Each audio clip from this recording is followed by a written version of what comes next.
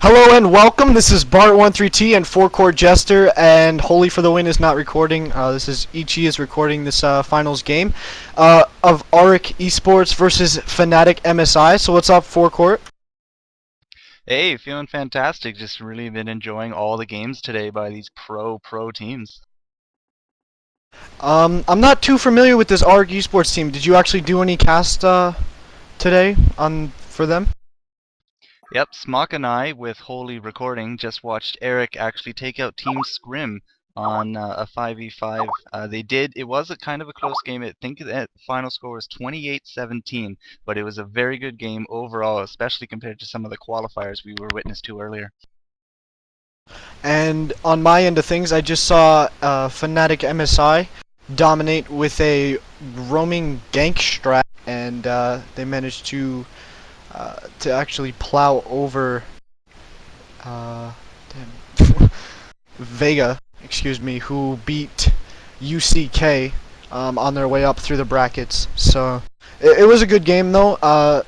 Although Vega wasn't really a top tier team, but I mean when you look at Fnatic MSI, they are, in my opinion, definitely one of the top 5 teams in the game as of now. And for any regular team or even a mid-skilled team to compete against them and go 30 minutes, I think is pretty impressive. But we have the bans right here. Engineers out of the game, Zephyr, Chipper, Ophelia, Hellbringer, and Fade. So pretty much just standard bans on that end of things. Chipper is a good ganker. He's been built into this MSI strategy for quite a bit. But the first pick is coming off of Aric Esports as a curse. So what do you think they're going to be looking to do, Turtle? Eric actually in their game did not turtle. They were very aggressive. They had a really good gank set up. They actually went with a 2 carry strategy. They had a Swift Blade and a Chronos, and they really did get fed despite the best efforts of Scrim back then. But I'm a little surprised that a Curse is the first one out, because that does kind of do suggest they will go with that more defensive strategy. Well, see, normally when I see an curse pick, I do think that they're going for either a semi-carry or a harder carry who can dish out a lot of damage in the early stage of the game. And basically what they'll look to do is just keep that carry alive, the shield, the heal. They normally pick up a Soul Reaper with that. He's on MSI this round, but Soul Reaper Curse I think is a very nice lane. But even if they teamed him up with someone like Corrupted Disciple, that would even suit well for them. We have Witch Slayer and Soul Reaper though for MSI, so it doesn't look like they're changing the strat too much. 2 heroes they used in the last game, and Witch Slayer definitely just ran around and just ganked the just ganked the other team, we'll say. Ganked the crap out of them, maybe. But yeah, he does have a lot of disables there. I mean, he has the stun if you can aim it very well, and I'm going to assume that Rexy here can get that off as he's already readied up, and he's not going to be letting go of that hero. But also the miniaturization, and of course the ulti, really huge damage nuke. So I really don't doubt that he's going to be a great ganker here. And now we're waiting for the next 2 pick from Aric, but it doesn't look like MSI is changing up their strategy too much. I'm gonna imagine we'll see a Valkyrie pick up next. Their other 2 picks were actually Wild Soul and Chipper. Chipper's not in the game, so they will have to kind of atone for that. But I wouldn't be surprised even if we saw another solo gank hero in the top lane, and even if they did stick Wild Soul back in the forest, that wouldn't be too bad on their end of things. But so their Plague their next 2 pickups here for Aric, so they might be looking to use Swiftblade as a carry, and by giving room to really kind of set that up by picking Plague and Slither, so it gives them 2 options to stick in lane with Swift. I'm not too sure where they're going with that, but Plague Rider always a nasty pick. His ultimate is definitely one of the top damage magic spells in the game. Plus Slither, he does have the push power. The slow is always nice, and his ultimate always does a lot of work, especially against these two int heroes here, which are not too much on the squishy side as far as int heroes are concerned, but they'll definitely take a lot of damage from that ultimate. And there it is. There's the Valkyrie pick from Trixie and Wretched Hat from Budgie. So I'm guessing we might even still see this this Wild Soul pick, but Wretched Hag is solo laner, Valkyrie is solo laner, and they'll just stick Witch Slayer, Soul Reaper bottom, but we'll see where that goes. Well, so far your predictions have been correct. They have, you called the Javelin, and there she is, Valkyrie there for that semi-carry role. So we'll see what Aric here can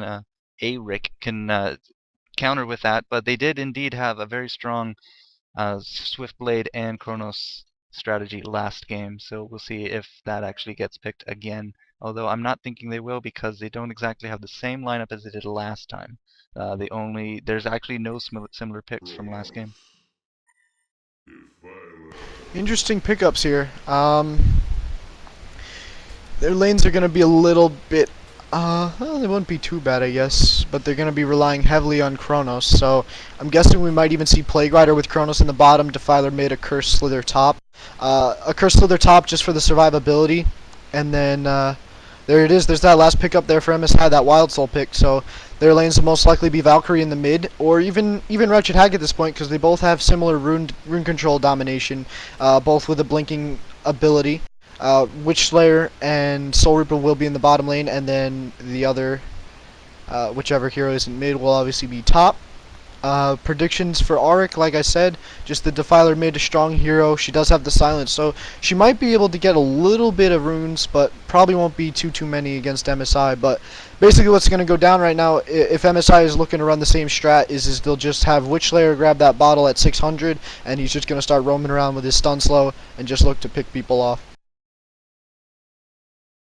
It's funny that we might actually do see Plague Rider go middle there for RX Sports, but the Chronos would then be babysat either by Slither or by Defiler, and even to the flip side of that, there is a very strong combo going on right now of Slither and Defiler in the same room, but I don't really see that going on, as that would put both melee characters together, and that's not really much of a babysit. Like, Curse does have his heal and his damage shield there, but I really would be surprised to see that go off.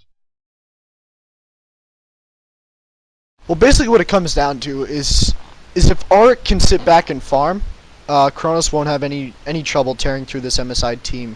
I don't think he's got the support on his side as far as shields go. I think Accursed is a little bit better in the later game scheme rather than Soul Reaper, who just has one heal and a nuke. But the thing about that is that with the Witch Slayer ultimate immediately being able to be followed up by the Soul Reaper ultimate, it's just damage that no team wants, and regardless of what hero it is, it's not going to allow people to survive at all early game, and that's all they did last game. They used those two heroes to just run around and just ulti the crap out of people. But the thing about Chronos is he can rewind the Witch Slayer ultimate, which is great. I'm not too sure how the Soul Reaper ultimate works, but I imagine he'd be able to do it as well. But looks like we're going to get a quick pause anyways. I think it was Breaky that coined the phrase, "It's not a pro game without a pause." So it does look like someone has disconnected, probably fixing up some vent issues, or sorry, some leg issues. And well, Aric getting right out of the gate here as far as items are concerned. Curse picking up the majority of his, and Plague Rider's got his full set ready to go. He's got wards, so that means he's going top lane. So I'm guessing he'll actually be going up there with a Cursed, which isn't too bad, I guess. But that leaves Slither to babysit Chronos, or not. I'm not too sure how that actually is going to work. But it's the same thing on MSI's end as well. He's got the bear out already, wards there from Witch Slayer, so they are going to stick those two bottom. And that leaves, I don't really know, but I'm trying to. Okay, so Wretched will most likely be top. Valk will probably go mid, anyways. Well, as I said, I mean, get off that slow with Slither. It could combo very well with Chronos and his time jump ability, or it could very well go well with Defiler with her Wave of Death. So it could be a lot of big spike damage, and here goes the game. Let's get it on. Alright, we're going to see the final pickups here. Defiler definitely building up here for a side lane. Cursed as well. Monkey's going to come off a Slither, so he is going bottom, and Chronos will go bottom. Defiler will be stuck mid, and that leaves Plague Rider and Accursed in that top lane, which isn't a bad lane. They have the slow. Accursed will be able to beat down. It looks like you're going to go straight winged courier, which is always nice. They'll get a free scout on the rune. Okay, let's change this up here, as we have Slither and Accursed actually going bottom.